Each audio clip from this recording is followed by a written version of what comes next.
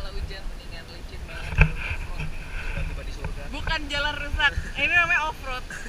Sorry manja, tapi ya kalau hasilnya kayak gini nggak nyesel nggak nyesel sih. Better kalau punya duit naik pickup aja ya.